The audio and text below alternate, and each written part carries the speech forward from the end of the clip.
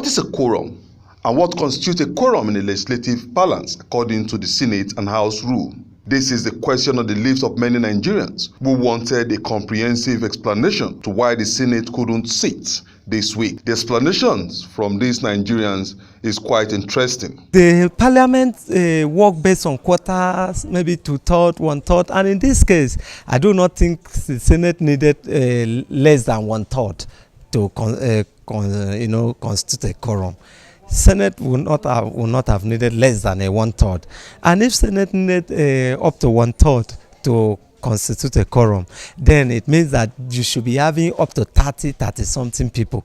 And so when you look at the floor of that day, you can see that they were not up to 30, we were about 20 something. So do you expect them to sit and to take decision on behalf of a whole lot of over 70 others? For any of the two chambers now to give an excuse that it did not form a full quorum, that's why it went on recess, except it envisages it to be a very regular thing, which I think is what happened in the Senate. The excuse given was that members have gone on oversight. That's presupposing that the oversight is a continuous thing. So why sit when there is when majority of members are not on it?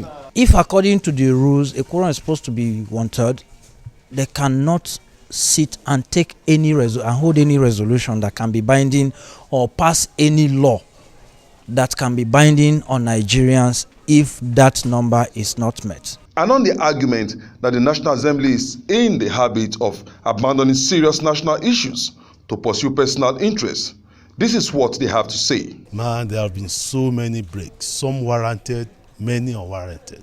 They've been on both sides of the divide, that is the House and the Senate.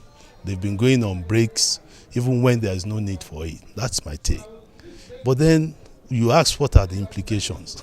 It has very vibrating implications on the work of the legislature. For starters, in the rule book of both houses, there is a minimum number of days that they must sit. When you go on break when you are not supposed to, it is now left for people to calculate if they have made the number of days at the end of any legislative years. Just resumed from a 2-week recess, and when they came back, they were able to carry out basic pressing national legislative duties, like the Electoral Act, like the INEC budget. They treated some of these things. And so, this is political year. This is political year. These people are politicians. They are not technocrats. They are not civil servants. You understand? They are not in the executive. They have to go working. Some of them have tickets. They need to go and consolidate on their tickets. So whichever, they can use any terminology to go on recess, but with such that it is within the ambit of the law. So they need to go and pursue their tickets, and even those who lost out that couldn't get ticket need to go and support those who have tickets so that they can have something to do in the next assembly. There are certain things that need to be expedited on. And you also have a situation where the president last or 2 weeks ago brought in the MTEF, that is the medium-term expenditure framework, and the relevant committees are supposed to be sitting on it already, working on it, preparatory to passing it before the president or the executive can present the 2019 appropriation.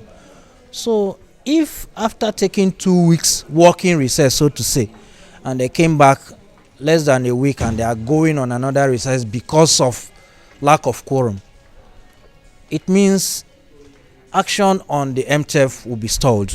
They also bear their minds on calls by some sections of Nigerians for a part-time legislature.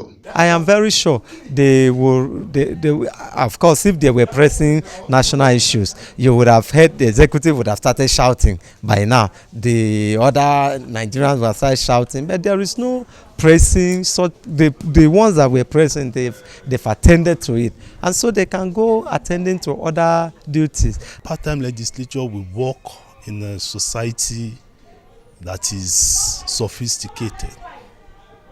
See where they do full-time, see where it's taking us. Now, if you have to go part-time legislature in Nigeria, when members will have their main business of the day, that's just for them to come in, do some little work and go and face their business, I doubt if they will be able to get things done. We just have to work and improve on what we have. As a Nigerian who has seen the wasteful nature of keeping a bicameral legislature, I have been an advocate of single or unicameral legislature, and they should also be made part-time. Or let all the lawmakers be placed on the national minimum wage. You can't just come here and take bogus allowances, quarterly constituency allowances and all that, and at the end of the day you don't sit up to 10 times in a quarter.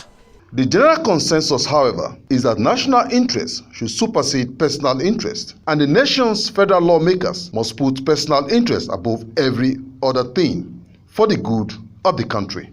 Emmanuel Ejene, PTV News, Abuja.